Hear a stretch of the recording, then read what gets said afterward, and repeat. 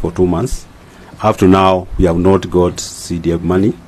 Children are going to school in January, and most of the children, they depend on these the bursaries from CDF. Maybe you can give us a statement on that. Because the first thing we are going to be asked is that we met with the CS. What did he say? Thank you. Yeah, thank you, CS. So it's just a rider on that. This has been a thorn in the flesh for many Kenyans, and as Bwana CS issue of NGCDF funding. And the other time, you remember the last time when we were in Mombasa, it also brought a stalemate. I don't know why it really has to keep on recurring this fund, this disbursement, yet it is quite sensitive for members and it is quite sensitive for the country. So probably as you respond, you would also like to see in future, would not like to see these kind of ugly scenarios, especially on this particular fund. Thank you. You can go on, please. Thank you, Mr. Chairman. Let me say this, and with a lot of humility, because I came in very late last night or early this morning, and I was coming from COP28, and we take advantage of the COP28 to actually talk to bilaterals, and that's why His Excellency is actually in India right now. The message is very clear for us, is that things we don't know. The other day I was saying, kwa nini dunia imetuthuru namna hii? We have to understand, it is our country, dear members, and we have to understand. I narrated the whole situation. We had a big session where I said, in 1 year, Kenya has gone into two extremes. There's a severe drought, and now there is El Nino. In both cases, we have reallocated budget, supplementary budget, and recurrent budget, and even development budget to save lives in both cases. At the same time, because those extremes also create a recession, we are not getting adequate tax revenues. So you can imagine, in fact, if the chairman can tell you, when you devour the development budget, it means that you remove the capacity for even future growth. So in a sense, we are struggling just to be on the same position. And that's why that's the same message I had in Marrakech, was that we are facing a serious liquidity crisis, and that is why we can't come in as fast as we would like to. But it's not a solvency problem. But sometimes people are rushed to say, we want the money today, otherwise you are dead on arrival. Sorry for using that word. But you end up taking measures to solve the problem, but those measures are not well coordinated, and they can actually ignite solvency challenges. We want to avoid that. But we are working very hard so that even before Christmas, we make sure that we make some few steps. By the way, I can tell you, we are even having trouble with salaries. We are clearing salaries with arrears. Okay? Just imagine that. The first thing we can do, and you are familiar with this story, is that we cannot default on external debt because our credibility is going to be ruined. It takes the first charge. But the team in the Treasury are working very hard. In fact, that's what I started looking at in the morning. I was even called by the governor in Nairobi County telling me that, look, I'm going to be impeached. What are we going to do? I have not given salaries. You can imagine it's a liquidity issue which is short term, but we are going to get there. We are going to get there very soon. We are working very hard round the clock to make sure that we are doing that. Most countries have recognized what kind of the economies like ours, especially in the Horn of Africa, are facing the same problem, and they are coming up with budget support. We are signing supports from different countries. So we are going to ride over this. But in the meantime, we are just begging for a little bit of time. We are working 24 hours to make sure that we resolve this. And we want to make sure that how we resolve it also does not ignite solvency challenges. So we are going to be there.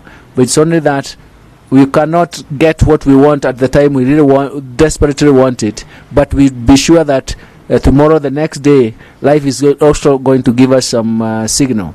In fact, the pattern of rainfall is helping us even to actually distribute relief pattern, even support, even evacuating people who are in dangerous places. Remember, when the rains were going on, it was impossible to do that.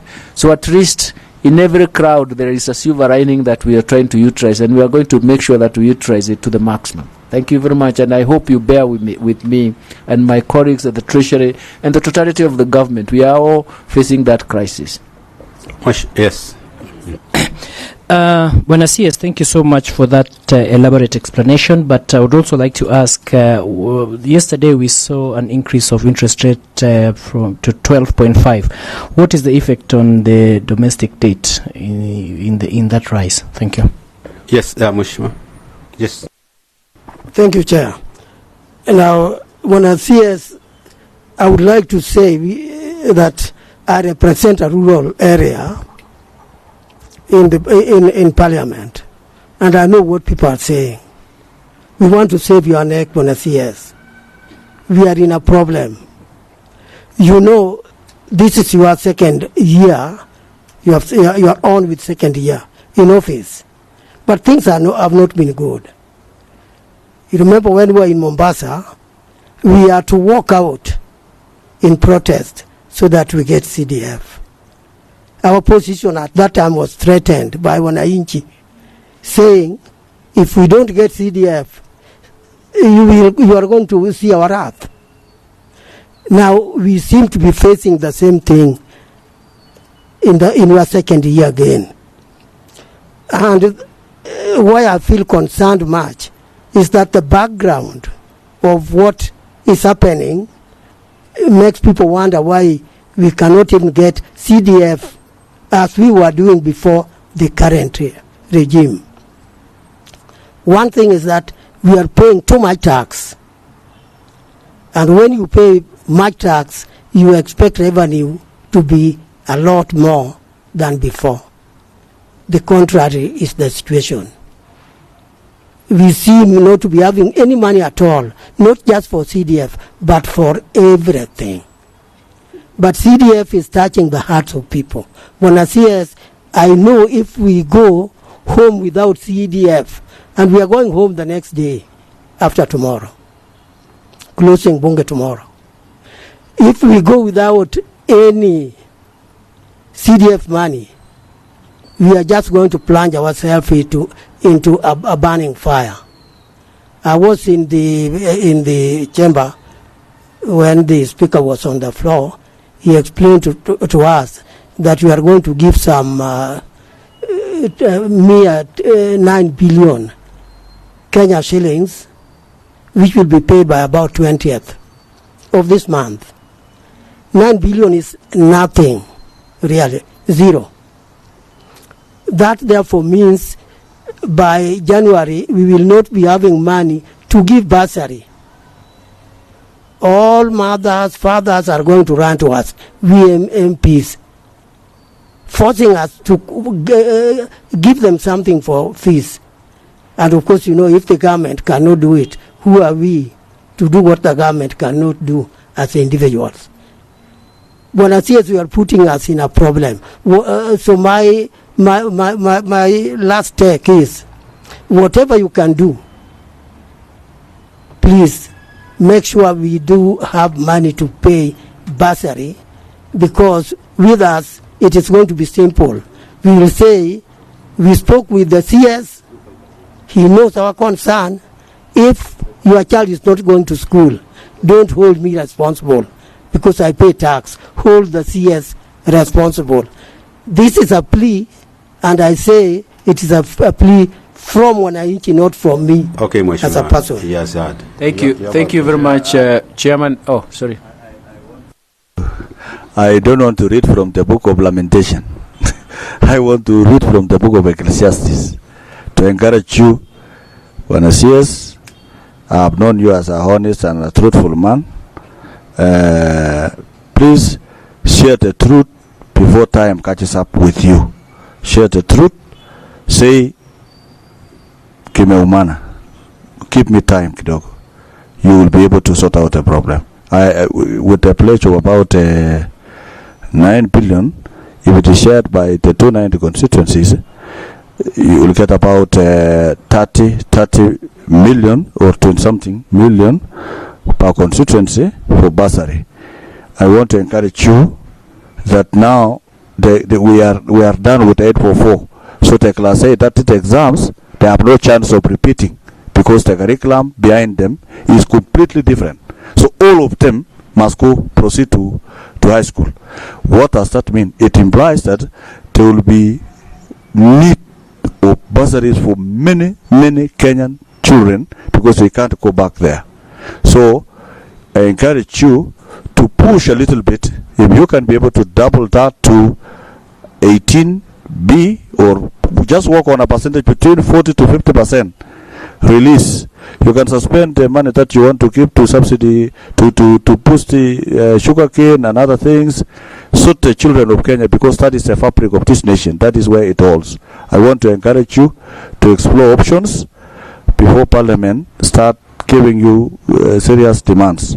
You have the capacity to hold some things that can hold. You know, even the fertilizer subsidy that we give budget of about 8 billion can hold, because it is meant for the next season for fertilizer. That's around March, April. But children are January, Perenane. So there are things in this budget that you can hold for the sake of the children of Kenya. So offer to you, CS, continue being truthful, but that truthful should always come in good time. Okay. Thank you very much, and I've heard you, I've listened to you. This is a new administration. The other one is the regime. Please, let's make a difference. But the new administration faces the reality and tells the reality the way it is. But we are also sure that the world has mistreated us quite for 1 year. You can see the extremes. But let's hold on. We are trying to everything, just like you have said. Anything that is possible that can be done will be done to make sure that we don't get into that situation. The second one is that, Mheshimiwa, everybody is complaining that the exchange rate depreciation is actually feeding into domestic prices, which is pushing inflation. You have seen the question I was asked in your committee the other day, Mr. Chairman, why are we coming to the supplementary in the first quarter? What didn't you know? And I gave 2 examples. One is the devastating consequences of what we are facing, but the other one was actually the exchange rate movements and international interest structure is actually amplifying our external debt repayments and had increased our debt by 145 billion. That is close to 0.9% of the GDP, and it was threatening to raise our deficit from 4.4 to 5.3, which was unacceptable. In the end, we were only able to accommodate 0.3% to 4.7%, but it means that we have to raise 0.6%, that's about 90 billion, and we can raise that by, one, lower the expenditure by that amount, or look for resources elsewhere. That's why our leaders, His Excellency, is very busy contacting our friends so that we see how we can ride over that. So it means that we need a drastic policy action to halt this movement. But of course, I don't like talking about monetary policy a lot because the gurus are here. You know, I'm conflicted because I was a governor of the central bank, and I think those days. I think were those days. You see, you don't want to leave part. But I think Matu, do you want to mention what you anticipate with this? Because it's very important that he has mentioned it. What do we anticipate to achieve with this move? Do you want to say 1 or 2 things? So I think the rationale for yesterday's decision is as the CS has said. So the issue is to slow down the exchange rate depreciation and also reduce the interest rate differential between ourselves and the advanced economies, because we have been losing foreign investors has been leaving our markets given that differential. So that's the ultimate aim, to address that exchange rate differential and the depreciation, and also the impact of the cost of living. So ultimately, it's expected to benefit the countries. That's what I would add. Very much. CS, you should not shy away from commenting on macroeconomic things, because I still believe you are the best macroeconomist in this country, if not the world. Let me appreciate what the work which is going on in Treasury. You know, in April when we were in IMF World Bank talks, the talk was that the world was being surprised that we have not devoted in paying loans. I think that's actually the way they were saying is that after Ghana and Zambia, the third one was Kenya. But I appreciate that we are moving, because you see, when we were there, I happened to talk to people from Zambia and Ghana, and you know what they are saying? The government officers have been going without salaries for 6 months, because who want to loan somebody money who cannot pay? So I think that's a very, very good job which you are doing. But the issues of CDF is also very important. These members are scared of going back to home, and especially the new members. You know, the new members, they have nothing to hold on. So just work on something. If you can raise the 9 billion, that will be very important.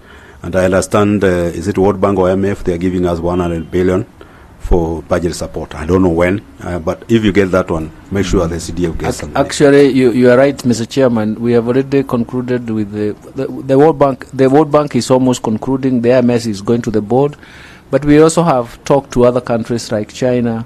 The president is just coming today from India, and we have talked about the same thing. I was in UAE. We had a whole meeting on Sunday morning on the same. But because everybody believes that once we ride over these shocks, we can ignite the growth momentum that we actually anticipated. Thank you so much for the faith. And also make sure you pay the Eurobond. Yes. Thank you very much. The meeting stands adjourned.